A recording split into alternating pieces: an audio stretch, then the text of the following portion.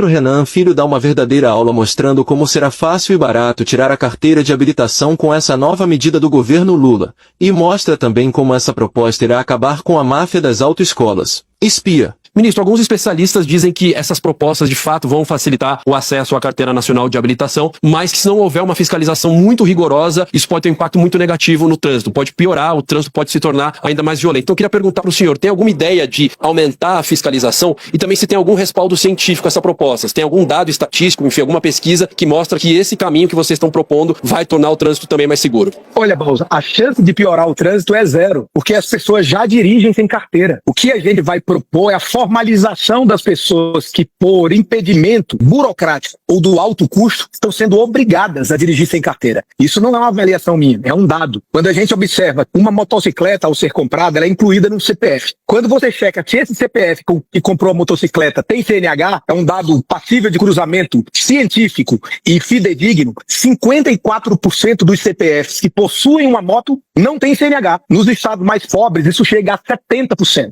Então, esse modelo brasileiro, que é burocrático, que virou uma barreira para o cidadão, ele piora o trânsito, porque as pessoas estão, infelizmente, dirigindo sem carteira. E outra coisa, não é o que o mundo faz. O mundo, você citou alguns países, Japão, Inglaterra, Estados Unidos, Canadá, México, todos os nossos vizinhos na América do Sul não têm obrigatoriedade de autoescolas. A França e Portugal, que tinham, França tirou, Portugal está tirando agora, porque isso vira uma reserva de mercado. Tem um funcionamento econômico mais ou menos como os monopólios. Ele piora a eficiência da economia, eleva preço e presta serviço pior ao cidadão pela falta de concorrência. O que nós estamos fazendo é defender para o povo brasileiro o direito de tirar uma carteira nacional de habilitação mais barata, mas ele vai ter que passar na prova. Então, assim, como o cidadão vai estudar, não importa. Ele pode estudar em casa, ele pode contratar uma autoescola, fazer um cursinho, mas ele vai ter que, no dia, passar na prova. A gente tem que lembrar que a gente vive na era da inteligência artificial, do avanço das comunicações, que as pessoas têm muito mais condição de estudar. E a gente vai, sim, manter as provas. E com relação à fiscalização, nós vamos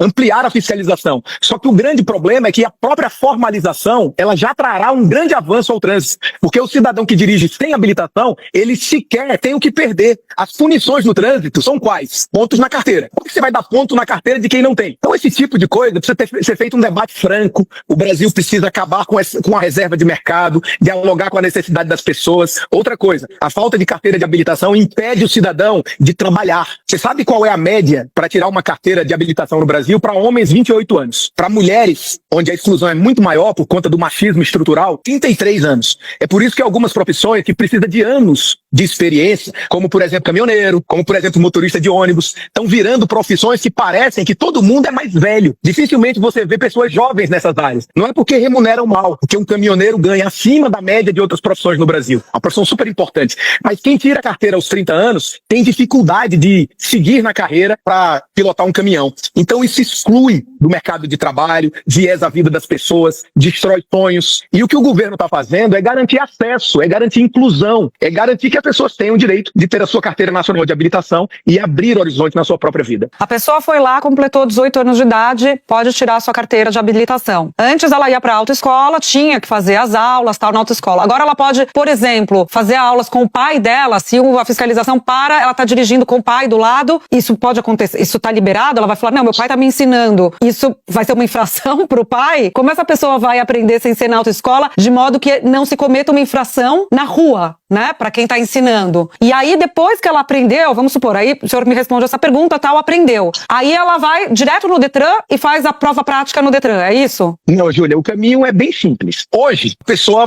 é obrigada a fazer um curso de autoescola. São 45 horas aula, como o Bausa colocou. Ela faz essas 45 horas aula para quê? Para ser aprovada numa prova teórica. Se a pessoa quiser contratar essas aulas, ela vai poder contratar e fazer. As autoescolas vão permanecer autorizadas a isso, não vai ser obrigatório. Mas tem gente que não precisa de 45 horas aula e pode se cadastrar para fazer a prova. Se for aprovado, ela vai para outra etapa, da aula prática. A aula prática não pode fazer com quem não é instrutor autônomo. As autoescolas vão continuar podendo dar aula prática, que hoje é no mínimo de 20 horas, é muito tempo. O mundo não faz isso. Mas a pessoa vai poder contratar um instrutor autônomo. Vai poder ser o pai dela? Não. Só se ele for Tá. instrutor autônomo. E para Entendi. ser instrutor autônomo, ele vai ter que fazer uma prova específica para instrutor autônomo. E para isso, é uma prova diferente da prova para habilitação, tá? Mas o instrutor autônomo será uma profissão nova, que vai estabelecer a concorrência para derrubar o preço da formação do condutor. E qual é a vantagem disso? Nós vamos ter mais instrutores autônomos nas cidades onde as pessoas residem, porque eu não sei se você conhece bem essa área, mas as pessoas, muitas cidades brasileiras não têm autoescola. As autoescolas se localizam nas cidades polo. E as pessoas precisam se mudar da cidade para fazer um curso teórico e depois as aulas práticas. Imagina isso na vida do mais pobre. Imagina uma mulher que é diarista ou um trabalhador rural que terá que perder semanas de trabalho para tirar a carteira de uma moto. 20 milhões já tem a moto e não tem a carteira. Por quê? Porque ele não consegue fazer isso. Então, o que nós vamos fazer é simplificar. Agora, nós estamos mantendo as provas, que são as provas que vão aferir se as pessoas conhecem a legislação de trânsito, as placas, e depois se ela tem condição de conduzir o veículo.